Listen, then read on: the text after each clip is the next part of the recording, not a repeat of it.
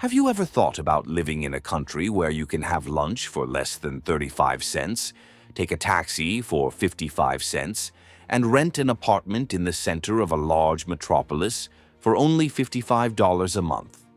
It sounds like a dream, right? Especially in a world where everything is expensive and even the most affordable destinations have become a luxury. But there is a place that defies this logic, a country where money goes further, where you can live well, spend little, and still be surprised by how much you have left in your pocket. Today, Bello Mundo takes you to Pakistan, the cheapest country on the planet. A little explored destination, full of contrasts, jaw-dropping landscapes, and a cost of living that seems like something from the last century. In times of crisis, it's not uncommon to feel the urge to drop everything and try life somewhere else. Who hasn't thought about it? But moving to another country is not a simple decision. There is the longing for family, the fear of the unknown, the challenges of adaptation, and of course, the most important factor, the cost of living. Is it really possible to live better outside your country? Does your money go further? Or is it just an illusion? To help answer this question, there are platforms that map prices globally. The best known are Numbeo and World Population Review, databases that collect up-to-date figures on food, transportation, rent, bills, and much more. And it is precisely these two sources that we will use today. The index works like this. New York City serves as the base and receives 100 points. If a country has 80, it means that it is 20% cheaper to live there. If it has 120, it is 20% more expensive. But it is worth remembering, this is a national average. Within each country, there may be more expensive cities and cheaper cities. Even so, the ranking helps to give a general idea. According to data from 2025, Switzerland tops the list of the most expensive countries in the world, with a score of over 120. In Latin America, the cheapest country is Paraguay, with about 36 points on the index. The United States appears with 57 points, occupying the 32nd position in the global ranking. But at the opposite end of the list is Pakistan. With only 27 points on the Numbeo index, the country is officially the cheapest place on the planet to live. Now that you understand how the ranking works, it's time to find out what life is like there, and why everything in Pakistan seems to cost pennies. Number 1. Location and overview. Pakistan is located in South Asia, in a strategic position bordering India, China, Afghanistan, and Iran, in addition to having more than 1,000 kilometers of coastline bathed by the Arabian Sea. It covers 340,000 square miles of territory. With almost 240 million inhabitants, Pakistan is the 5th most populous country in the world. However, Pakistan's geography is so varied that it feels like you are in several countries at the same time. In the north are some of the highest mountains in the world. K2, the second highest mountain on the planet, is located here. The Karakoram region and part of the Himalayas form a landscape that looks like another planet. This is where the Hunza Valley is located, considered one of the most beautiful valleys in the world, and which has already been featured in a video here on the channel. Further inland are the fertile plains of the Indus River, home to historic cities with Mughal architecture, palaces, and mosques. And this is where the cheap stuff starts. There are places where admission costs only a few cents. In the south, the climate changes again. The Thar Desert offers an arid and culturally unique landscape, and along the coast, beaches like Kund Malir are practically deserted. Miles of golden sand and blue sea with no tourists in sight. All this within the same country. You can ski in the mountains, walk among medieval ruins, and end the day on a wild beach. spending less than you might think. It is this absurd diversity at such a low cost that makes Pakistan one of the most surprising destinations on the planet.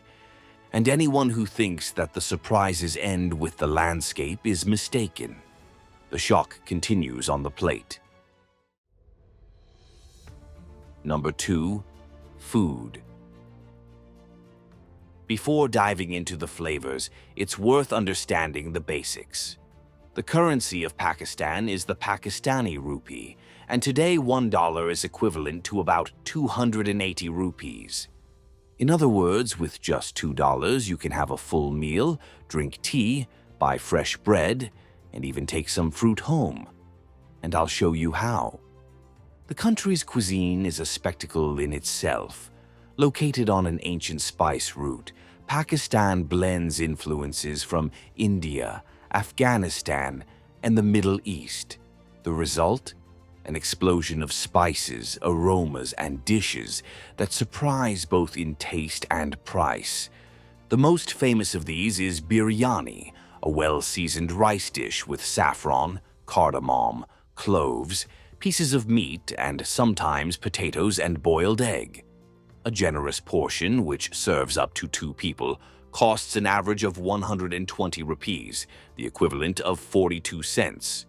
In the United States, for example, the same dish would easily cost around $10. Another classic is karahi, a type of hearty stew, slowly cooked in an iron pot with chicken or lamb. Lots of tomatoes, onions, garlic, and spices. It costs 65 cents. In local restaurants, a full meal with a starter, main course, and drink costs around $1.60. In the United States, something similar costs at least $20. In cities like New York or Los Angeles, this amount can exceed $30. On the street, prices are even lower. A kebab roasted over charcoal costs 25 cents. A samosa, a fried pastry with a hearty filling, costs 15 cents.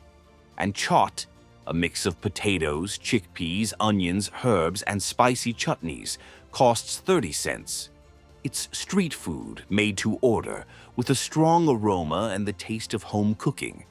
And what can't be missing from any Pakistani table? Bread. Naan, baked in a clay oven, costs 5 cents. Roti, a lighter type of flatbread, costs 3 cents. Paratha, a stuffed and fried bread, perfect for breakfast, costs about 20 cents.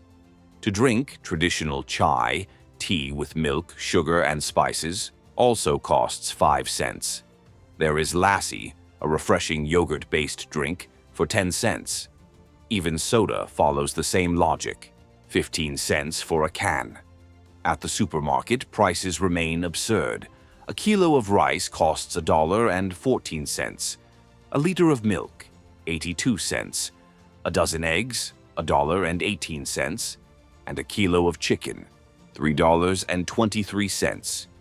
If we add all that up, rice, milk, eggs, and chicken, it comes to $6.37. In the United States, that same cart would cost about $33. The chicken alone is over $16, and a dozen eggs is more than $7.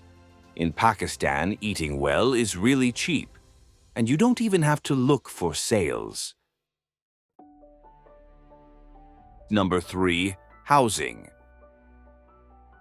We've already seen that eating well in Pakistan is inexpensive, but the biggest surprise comes when it's time to pay the rent.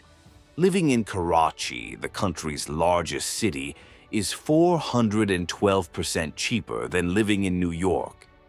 And if you include the cost of housing, the difference skyrockets, almost 700% cheaper. But it's the rent that really comes as a shock. Prices in Karachi are more than 27 times lower than in New York. Want some examples? A one-bedroom apartment in downtown New York costs on average $4,097. In Karachi, the same type of property costs only $121. Outside the city center, the contrast continues.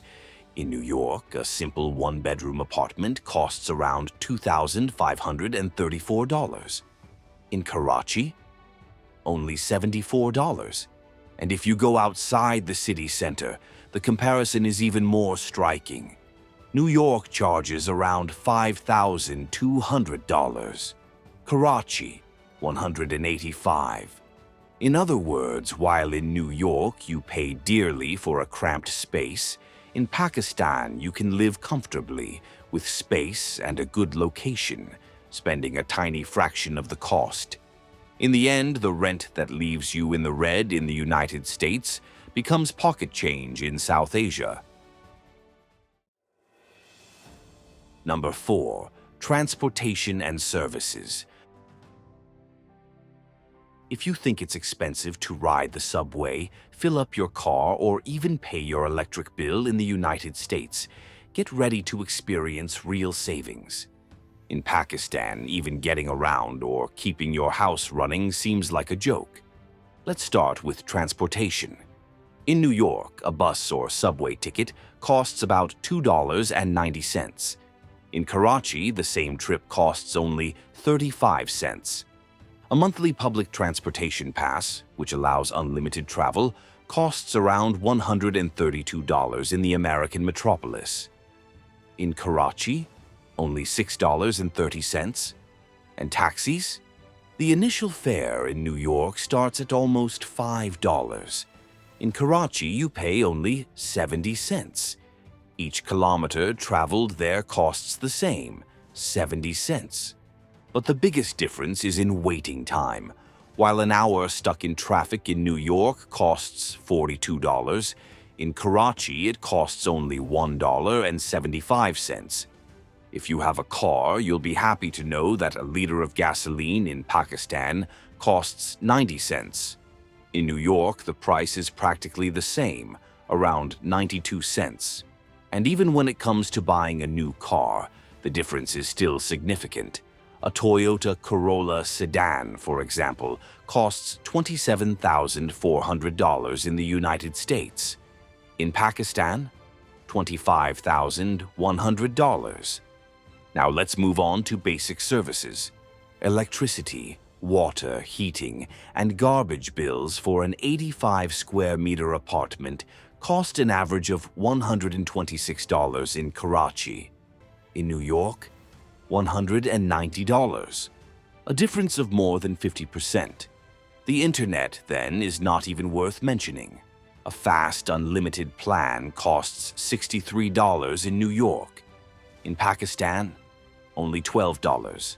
A cell phone plan with calls and more than 10 gigabytes of internet costs $60 in the United States, compared to $5 and a few cents in Karachi.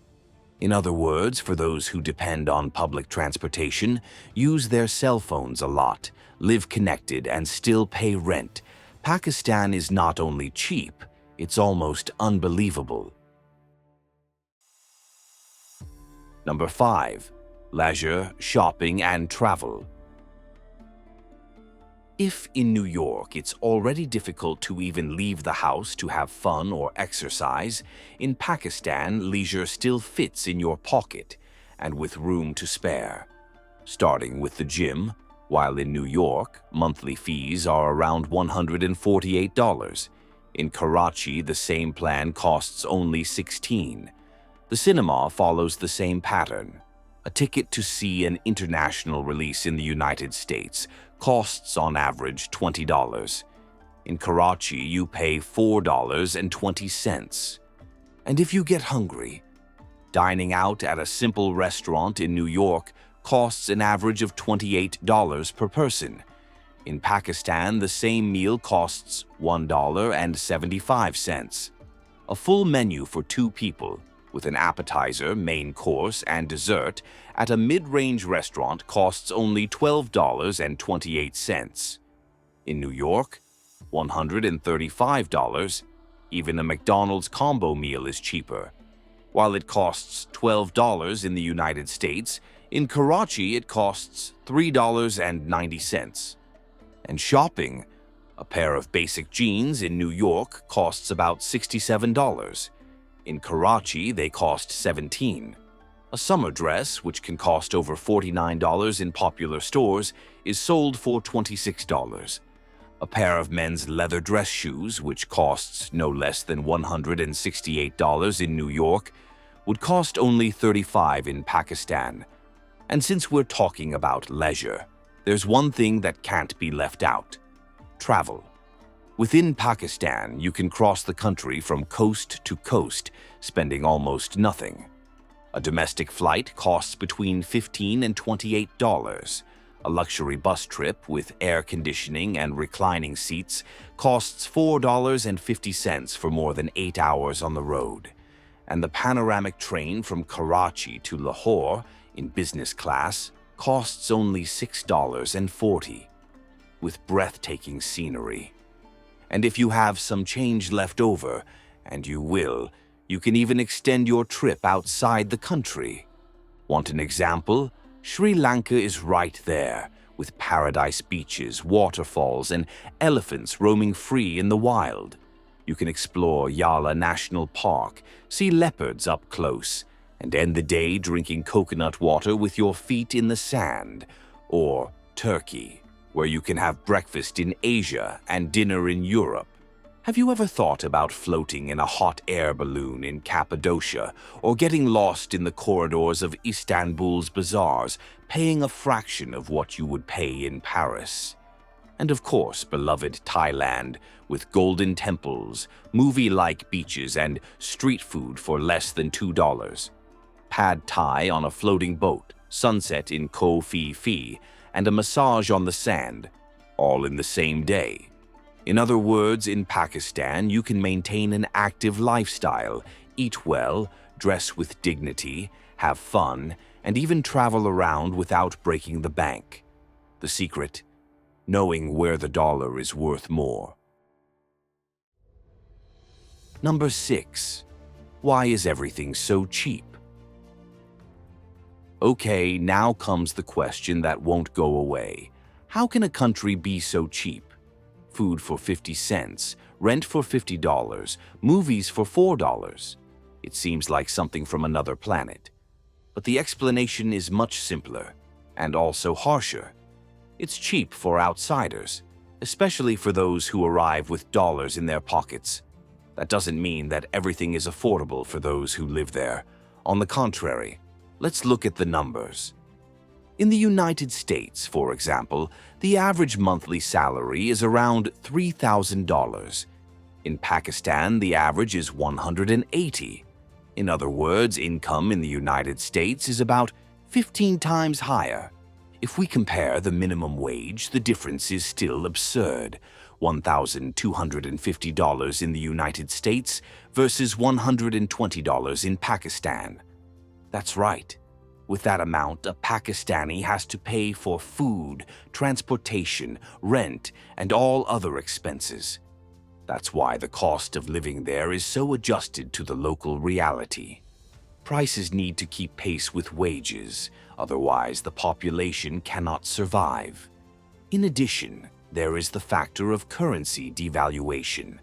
The Pakistani rupee is worth very little compared to the dollar.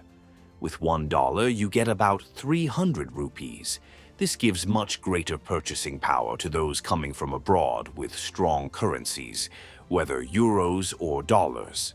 Another important point: Pakistan produces almost everything it consumes. It is one of the world's largest producers of rice, wheat, sugar, and cotton. This makes food and some everyday products very cheap.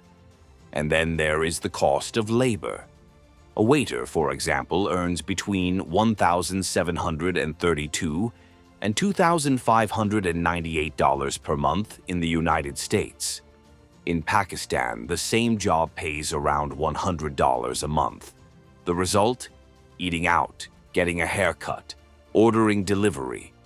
All of this is much cheaper for those who are not from there. Finally, recent economic crises and political instability have caused the currency to lose even more value. The result? For those arriving from abroad, the cost seems negligible, but this is not exactly an advantage for those who live there. Number 7. Challenges and realities. Now that we understand why Pakistan is so cheap, it's time to talk about the other side of the story. Because the low cost comes with a series of challenges that, depending on your profile, can weigh more heavily than the savings in your pocket. First point, security. Let's be blunt. Pakistan still faces real risks of attacks, tribal conflicts, and political violence. Cities such as Islamabad, Lahore, and Karachi are relatively more stable, but still experience episodes of tension. The US government, for example, classifies the country as a Level 3 alert. Reconsider travel.